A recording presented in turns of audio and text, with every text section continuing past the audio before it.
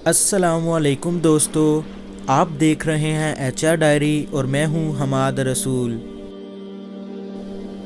دوستو، اسلام کی بنیاد کلمہ طیبہ لا الہ الا اللہ محمد رسول اللہ کے 2 حرفی عہد پر رکھی گئی ہے۔ اللہ تعالیٰ کے سوا کسی مدعی الوحیت کا وجود ناقابل برداشت ہے۔ اسی طرح محمد رسول اللہ صلی اللہ علیہ وآلہ وسلم کے بعد کسی مدعی نبوت کی بساط نبوت پر قدم رکھنے کی گستاخی بھی لائق تحمل نہیں۔ یہی عقیدہ ختم نبوت کا عقیدہ کہلاتا ہے، جس پر صدر اول سے آج تک امت مسلمہ قائم رہی ہے۔ جو لوگ لا الہ الا اللہ محمد الرسول اللہ کے ایمان و اقرار سے سرشار ہو کر اسلامی برادری میں شامل ہوں، ان پر یہ فریضہ عائد کیا گیا ہے کہ وہ باغیان رسول اللہ صلی اللہ علیہ وآلہ وسلم کے خلاف بھی سینہ سپر ہو جائیں اور جھوٹے مدعیان نبوت کو بھی پاش پاش کر ڈالیں۔ اسی فریضہ کا نام تحفظ ختم نبوت ہے، اور تاریخ شہادت دے گی کہ امت مسلمہ نے کسی دور میں بھی اس فریضہ سے تغافل نہیں کیا۔ دوستو، نبی دراصل امت کو اللہ تعالیٰ کے احکام بتانے اور سمجھانے کے لیے آیا کرتے تھے۔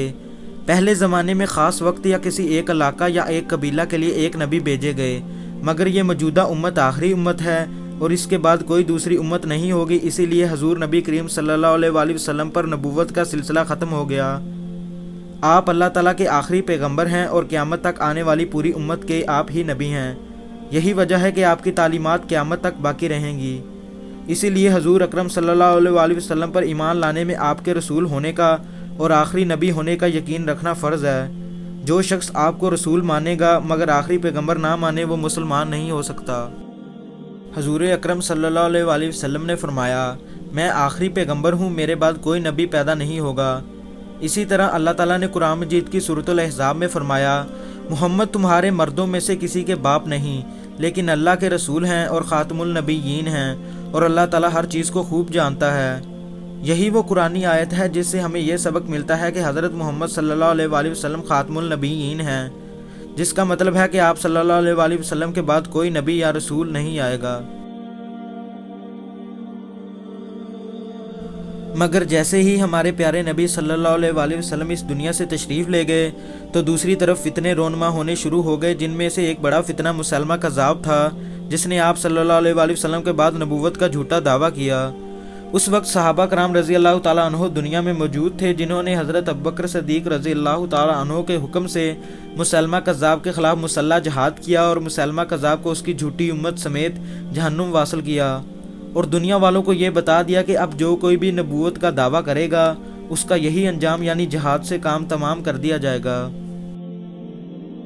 دوستو، برصغیر پر انگریز کے دور حکومت میں جہاں اور بہت سے فتنے اٹھے، وہیں ایک مردود فتنہ مرزا غلام احمد قادیانی کے نام سے بھی اٹھا، جس نے انگریز دور حکومت میں اپنے نبی ہونے کا دعویٰ کیا اور معاذ اللہ یہ کہا کہ میں محمد کے بعد نبی آیا ہوں۔ بعد میں اس مردود نے حضرت عیسیٰ ہونے کا اعلان بھی کیا اور کبھی امام مہدی ہونے کا، غرض امت کو گمراہ کرنے کا ہر ایک طریقہ اپنایا۔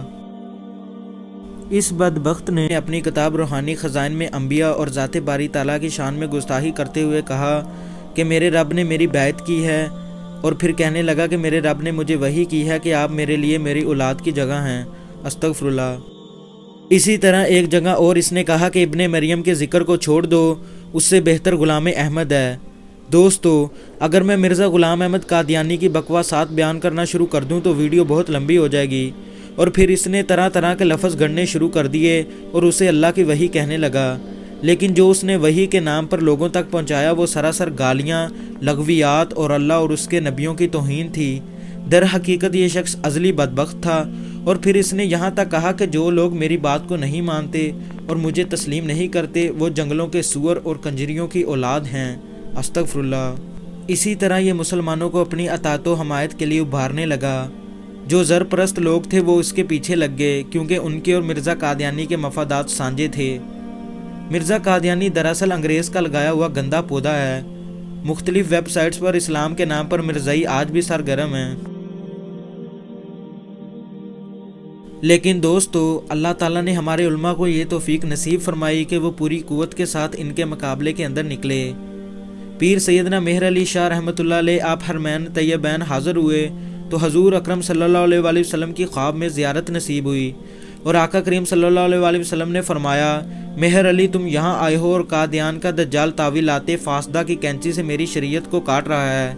تو پھر حضرت پیر مہر علی شاہ رحمۃ اللہ علیہ مدینہ سے واپس آئے اور دجال کے خلاف 2 کتابیں لکھیں جن کا آج تک جواب نہیں ہو سکا، جس کے بعد مرزا نے پیر مہر علی شاہ رحمۃ اللہ علیہ کو چیلنج کر دیا کہ آپ میرے ساتھ مناظرہ کریں، اور مرزا نے خود ہی لاہور کی بادشاہی مسجد کو مناظرہ کی جگہ مقرر کر لیا اور خود ہی شرائط مناظرہ طے کر لیں۔ مرزا دجال نے کہا کہ آپ کے ہاتھ میں بھی کاغذ قلم ہوگا اور میرے ہاتھ میں بھی کاغذ قلم ہوگا، ہم تفسیر لکھیں گے اور علماء کی مجلس بیٹھے گی، جس کی تفسیر اچھی ہوئی وہ سچا ہوگا۔ پیر مہر علی شاہ نے جواب دیا ٹھیک ہے۔ پیر صاحب پھر گولڑا سے علاقہ بھر کے علماء کو ساتھ لے کر لاہور پہنچے، لیکن مرزا دجال نہ آیا۔ اس نے بہانہ یہ بنایا کہ پیر صاحب کے ساتھ سرحد کے پٹھان آئے ہیں اور وہ مجھے مار دیں گے، اسی لیے میں لاہور نہیں گیا۔ پیر مہر علی شاہ صاحب پھر واپس گولڑا آئے اور فتح کا جشن منایا۔ شورش کشمیری لکھتے ہیں کہ پیر صاحب کے چہرے پر میں نے جلال دیکھا۔ پیر صاحب فرمانے لگے کہ وہ تو کہتا ہے کہ قلم اور کاغذ لیں گے اور لکھیں گے۔ آپ نے فرمایا کہ اگر وہ آ جاتا تو میں کاغذ پہ قلم رکھ دیتا اور قلم خود ہی لکھتا۔ سبحان اللہ۔ پیر جماعت علی شاہ رحمۃ اللہ علیہ نے فرمایا تھا کہ عنقریب یہ ذلیل ہو کر مرے گا، اور پھر وہ جہاں مرا آپ سب کو پتہ ہے۔ مرزا دجال گندگی اور غلاظت میں تڑپتا ہوا مرا۔ اعلیٰ حضرت شیر ربانی میاں شیر محمد شرک پوری جو کہ صاحب کش بزرگ تھے فرماتے ہیں کہ میں نے دیکھا ہے کہ مرزا قبر میں بھی بولے کتے کی طرح بھونک رہا ہے اور اس کے منہ سے جھاگ نکل رہی ہے، قبر میں بھی ذلیل و رسوا ہو رہا ہے۔ پھر جب پاکستان بننے کا وقت آیا تو سب سے زیادہ مخالفت مرزائیوں نے کی اور پاکستان کے حق میں ووٹ نہیں دیا، لیکن افسوس پاکستان کا پہلا وزیر خارجہ ہی قادیانی بن گیا۔ پھر اس کے ایک بیان پر 53 کی تحریک چلی، جس میں لاہور کی سڑکوں پر 10,000 سے زیادہ جانساروں نے اپنی جانوں کا نذرانہ پیش کیا۔